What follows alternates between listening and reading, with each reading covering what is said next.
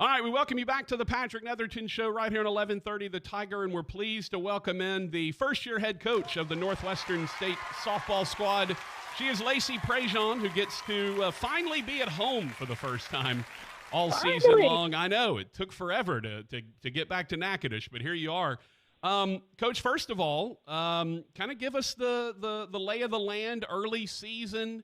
You know, you come in with a little more of a veteran squad than a lot of coaches would inherit. So kind of give me an idea of where you're at early.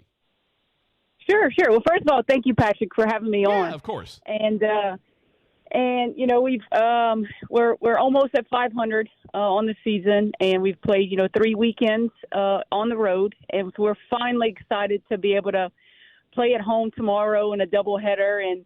And you know, we like you said, we do have a kind of a veteran ball club.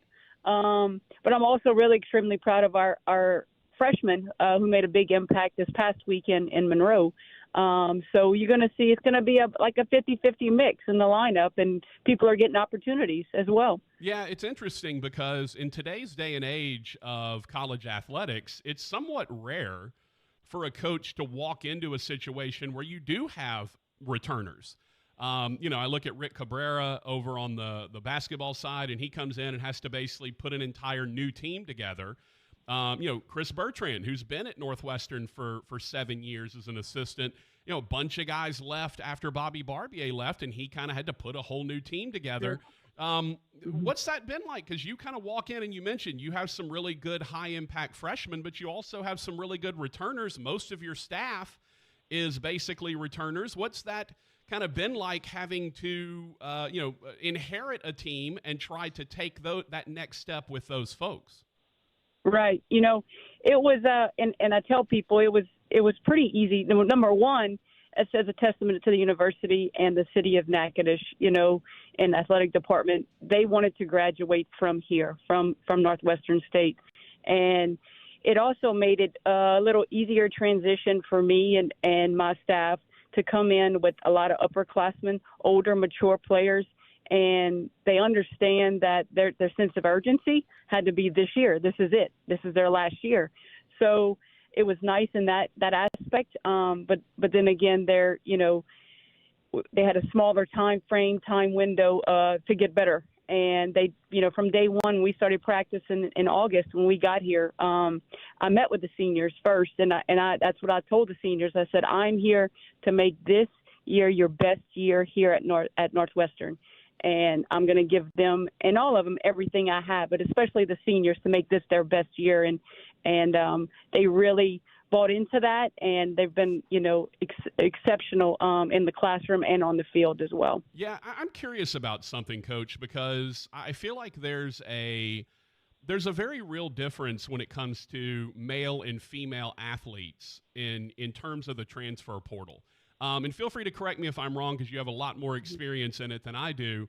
But it feels like there is, I don't say more loyalty, but certainly more of a willingness to stick it out when there's a coaching change or going through tough times, or maybe you're riding the bench and you're trying to find a way to start. It feels like there's less movement in women's athletics than in men's athletics. Is that fair? I don't know about any of the other sports. I can just say in softball, and there is a high turnover in some softball rosters. Again, I just think because of, they were 2 semesters away from graduating. They wanted their degree from Northwestern State, and it was a good fit. We met with them, and it was a good fit and they bought into it, early on. So, I don't know how other programs work and things like that, but this group that I had this year's team, they wanted to stay here. We wanted to try to do something special their senior year. Yeah, and certainly you mentioned right at 500, 8-9, and kind of getting through that early portion of the schedule. Tell me about kind of what you've learned about this team, because they're learning you, you're learning them. It's one thing to have, a fall ball, and it's one thing to be in the cages and out on the field in practice, but you learn so much more during games and what's going on during the game. What are you learning about them, and what do you think they're learning about you? Yeah, so, we're learning I'm learning, we haven't played a complete game yet altogether where pitching has been there, offense has been there, and defense has been there. We've been close, very, very close, and that's our goal as a team, right, and as a coaching staff to get every aspect of the game clicking during that game. Obviously, you come out a winner if it does, or usually give you the best chance to win. And we haven't quite done that yet. Our defense was really, really good this weekend. And then our offense at time, showed a lot of life. But then there was also games where we didn't have any offense. And then, early on, our pitchers, first weekend in San Marcos, our pitchers, pretty much were lights out except for one game. And having to make those adjustments, that's what we're learning. Who, the better matchups, who comes in better situations, and as well as the offensive side, the lineup, and who complements each other, who hits better in certain spots, and figuring that out. And like I said, this past weekend we had glimpses of that in different games. And so it's this is it's kind of tricky because we're learning how to score different ways, whether it be a squeeze. I'm a very aggressive coach on the base path. And that's they're learning that, how to be aggressive, how to play aggressive. And we're gonna get runners thrown out, probably a little more, but we're also gonna steal a lot of bases, create some offense as well. Yeah, it's also fascinating, right? Because you mentioned you've got some freshmen that are going to kind of be your recruits, but you're also inheriting some folks. Is it difficult to play a certain style when the players that you inherit maybe aren't necessarily within that style? Like Donald Pickett was never a big stolen base guy. It was not like they were out there running. So he's got more players who don't have speed, but maybe have a little more pop, doubles, power, that kind of thing. Is that interesting or tough, or in any way a kind of an adjustment when you come in with a group returning and you're having to sort of tailor your offensive style to what they do? Sure. Yeah. And that's knowing our personnel and knowing how we can score. Sophia Livers, Bailey Ragsdale, they are plus elite runners, right? So as many times as we can get those girls on base, those players on base, we have an opportunity to steal second, steal third, creating hit and runs, things like that. So, and that's the personnel we had, and then tailoring our offense to that. And we do have some girls, some RBI girls, who that's their role on our team, is to get RBIs for us and making sure they understand that role. And that's, a piece in everything together to give us a good recipe, to succeed on the field. Talking to Lacy Prejean, the head coach of Northwestern State softball. They're getting ready for their home opener coming up. It's a doubleheader tomorrow starting at 3 o'clock, and those games will be on ESPN+. Yours truly will be on the call, so Coach, just selfishly, I hope we get to talk to you post-game because we always bring the winning coach up, and I always would rather it be the coaches I know versus the coaches I don't know. That's just selfish. Absolutely. Let's do it. Let's go for 2 tomorrow. So, early on, we know that there's always going to be struggles, right? I look at Kat Marshall, who we know can hit, but is 3 for 34 in the early season. Has driven in some runs, has, double, but an 088 batting average, right? And she's someone who knows what she's doing. It's not like she doesn't know how to swing the bat. How do you work with players? Because you've all been there. If you've ever played, and you did, and you were an All-American multiple times, you understand slumps, and you understand that sometimes you can hit it hard and it's going right at somebody, or you're just, you're not seeing the ball well, whatever the case may be. How do you work with hitters that have the ability to do it but are just struggling? Yeah, so we break it back down for them. We watch video. We find what motivates them, and just work hard. Just continue to work hard. Watching video, things that they need to work on, especially Kat. Her weaknesses, and building on her strengths, and then improving her weaknesses, and consistently staying positive, and making sure she has confidence every time she gets in the bat. We, as coaches, we have confidence in her. That's why she's gotten 34, 35 at bats already.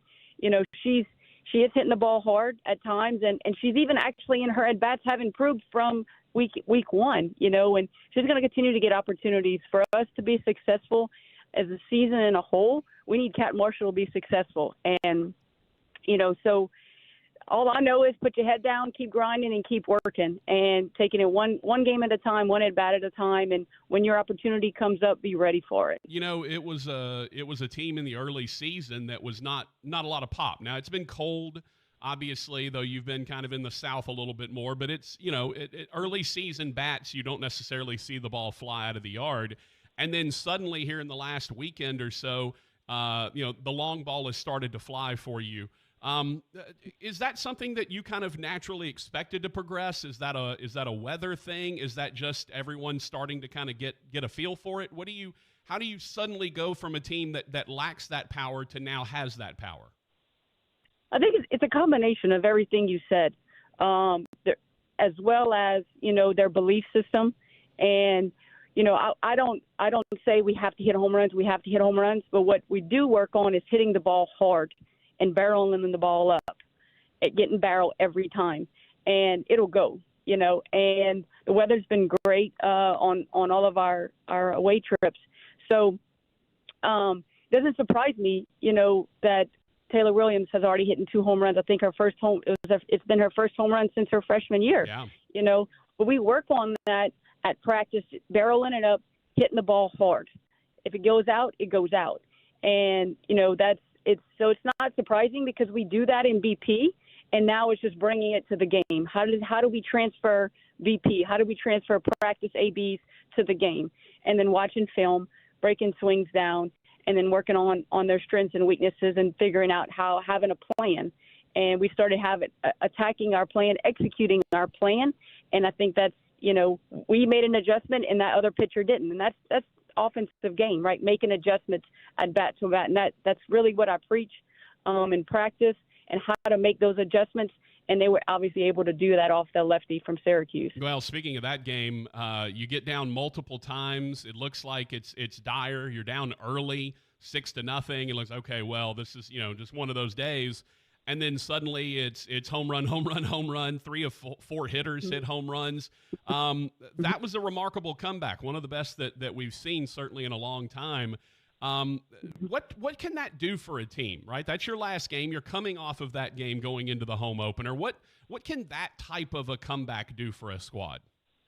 Well, you hope that it motivates them to know that we can be the best comeback from behind team in America. That's our mindset. We don't want to get used to doing that, but it also puts a belief. Doesn't matter the score. Doesn't matter the scoreboard.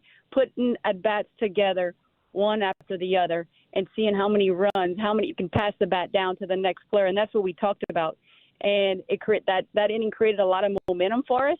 You know, we went down again, but we kept fighting, and that's what I keep preaching to them. And just, you know, we have 21 outs, sometimes more if we go into extra innings, but using every out to be a hard out, and I think they really did that against Syracuse, and they were able to experience that feeling. And you only hope that taking that game from Saturday night and bringing it into Tuesday, and we're finally getting to play at home and on our home turf, get some home field advantage with our crowd and our fans. So I'm excited for them to play at home and get to sleep in our own bed the night before and have our own routine being in town. And I'm excited for our players to get to experience that. Obviously, you were down in Lafayette for a number of years before you took this job. You're a Louisiana native from Karen Crow. Like, give me an idea of what the state of softball in the state is, not just at the collegiate level, but even, you know, below that. I mean, you look at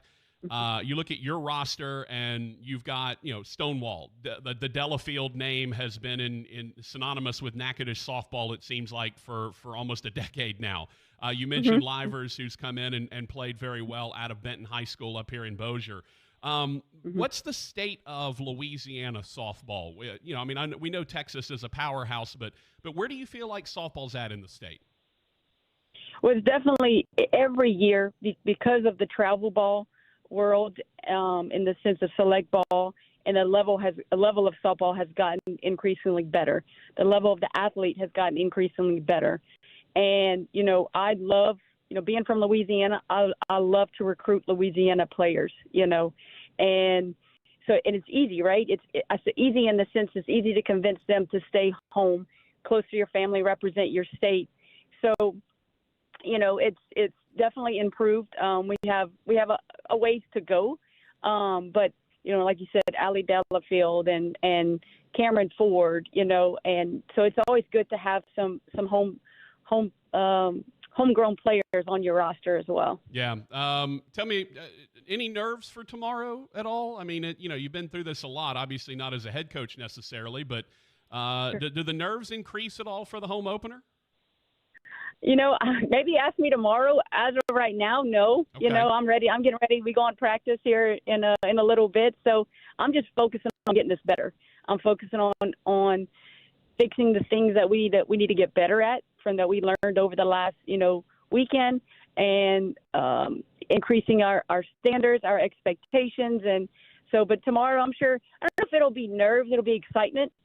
Because we finally get to play at home. It's supposed to be a beautiful day. Mm-hmm. Get to play 2 games, and I'm excited about our first pitch. We've got Nan Hawthorne throwing out our first pitch.